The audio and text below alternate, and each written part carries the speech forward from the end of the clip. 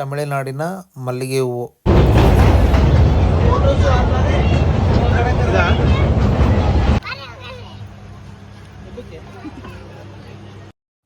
Hi, ಎಲ್ರಿಗೂ ನಮಸ್ಕಾರ. Welcome back to ಹಾಲ್ ಸಂಚಿತಾ ರಾಜ್ ಯೂಟ್ಯೂಬ್ ಚಾನಲ್.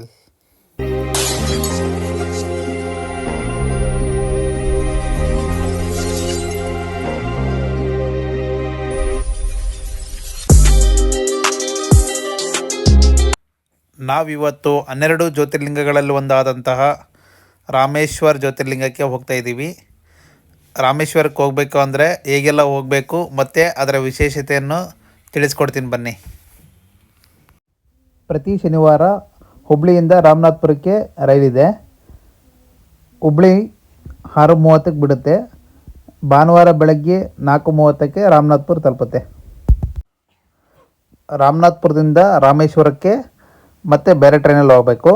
4:30ಕ್ಕೆ ರಾಮನಾಥ್ಪುರ ತಲುಪಿದ ಮೇಲೆ ಅಲ್ಲಿಂದ ಮತ್ತೆ ಬೇರೆ ಟ್ರೈನ್ ಇದೆ, 6:30ಕ್ಕೆ ಬಿಡುತ್ತೆ. ರಾಮನಾಥ್ಪುರ 6:30ಕ್ಕೆ ಬಿಟ್ಟು ರಾಮೇಶ್ವರಕ್ಕೆ 8 ಗಂಟೆಗೆ ರೀಚ್ ಆಗುತ್ತೆ.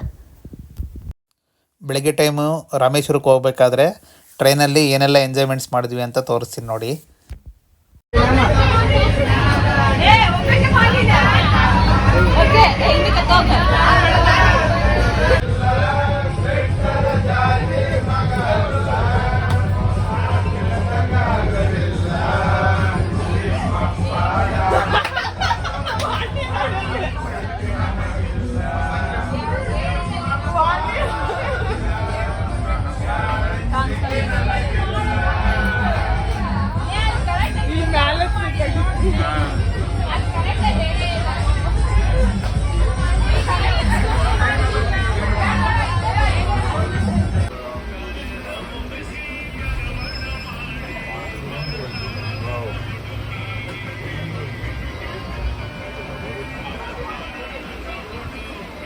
ಜೋರು ಮಾಡಿ.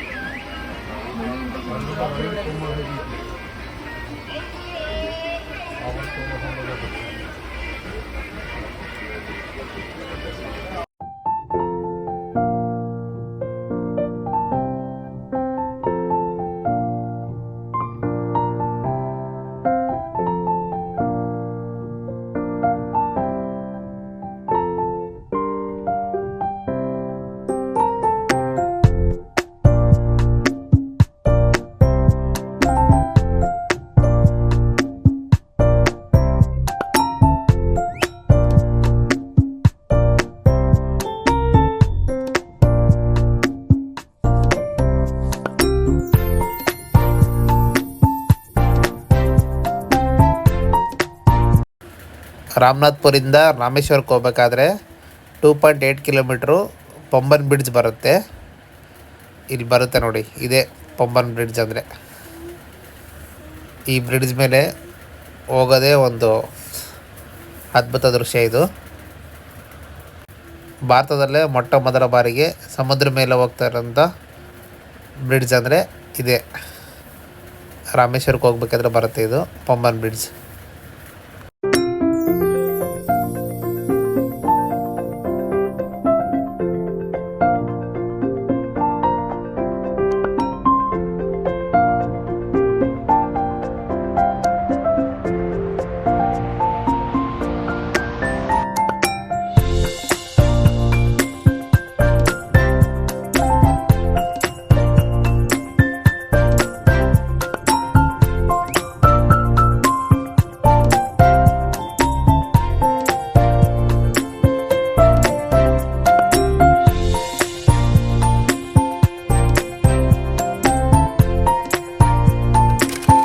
ಇವಾಗ ರಾಮೇಶ್ವರ ಜ್ಯೋತಿರ್ಲಿಂಗದ ವಿಶೇಷತೆಯನ್ನು ತಿಳಿಸ್ಕೊಡ್ತೀನಿ. ರಾಮೇಶ್ವರ ಜ್ಯೋತಿರ್ಲಿಂಗವು ಹಿಂದೂ ಧರ್ಮದಲ್ಲಿ ವಿಶೇಷವಾಗಿ ಶಿವನ ಭಕ್ತಿಗೆ ಅತ್ಯಂತ ಪವಿತ್ರ ಸ್ಥಳವಾಗಿದೆ. ಇದು ವಿಷ್ಣು ಮತ್ತು ಬ್ರಹ್ಮನ ನಡುವಿನ ವಿವಾದವನ್ನು ಬಗೆಹರಿಸುವ ಶಿವನ ಬೆಳಕಿನ ಸ್ತಂಭವಾಗಿ ಜ್ಯೋತಿರ್ಲಿಂಗ ಪ್ರಕಟಗೊಂಡ ಸ್ಥಳವೆಂದು ನಂಬಲಾಗಿದೆ. ಇಲ್ಲಿಯ ಪೂಜೆ ಪಾಪಗಳು ನಿವಾರಣೆ ಮತ್ತು ಮೋಕ್ಷ ದಾರಿ ಎಂದು ಪರಿಗಣಿಸಲಾಗುತ್ತದೆ. ಶ್ರೀರಾಮರು ಸೀತಾಮಾತೆಯನ್ನು ರಾವಣನಿಂದ ರಕ್ಷಿಸಿದ ನಂತರ ತನ್ನ ಪಾಪಗಳನ್ನು ಕಳೆದುಕೊಳ್ಳಲು ರಾಮೇಶ್ವರದಲ್ಲಿ ಶಿವಲಿಂಗವನ್ನು ಪ್ರತಿಷ್ಠಾಪಿಸಿ ಪೂಜಿಸುತ್ತಾರೆ. ಆದ್ದರಿಂದ ಈ ಸ್ಥಳವನ್ನು ರಾಮೇಶ್ವರ, ರಾಮನ ಅಧಿಪತಿ ಎಂದು ಕರೆಯಲ್ಪಡುತ್ತದೆ. ರಾಮೇಶ್ವರ ಜ್ಯೋತಿರ್ಲಿಂಗವು 12 ಜ್ಯೋತಿರ್ಲಿಂಗಗಳಲ್ಲಿ ಒಂದಾಗಿದ್ದು ಇಲ್ಲಿ ಭೇಟಿ ನೀಡುವ ವಿಶೇಷವಾಗಿ ಸಮುದ್ರದಲ್ಲಿ ಸ್ನಾನ ಮಾಡಿ ಲಿಂಗ ದರ್ಶನ ಪಡೆಯುವುದು ಪುಣ್ಯದ ಕೆಲಸವೆಂದು ನಂಬಲಾಗುತ್ತದೆ. ಈ ಸ್ಥಳಗಳಲ್ಲಿ ಪವಿತ್ರ ನೀರು ಹೊಂದಿರುವ 23 ಬಾವಿಗಳಿವೆ.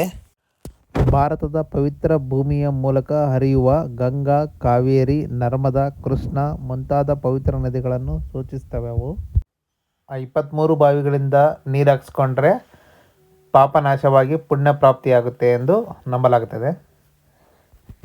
ಇದು ನೋಡಿ, ತಮಿಳುನಾಡಿನಲ್ಲಿರುವ ಮಲ್ಲಿಗೆ ಹೂವು.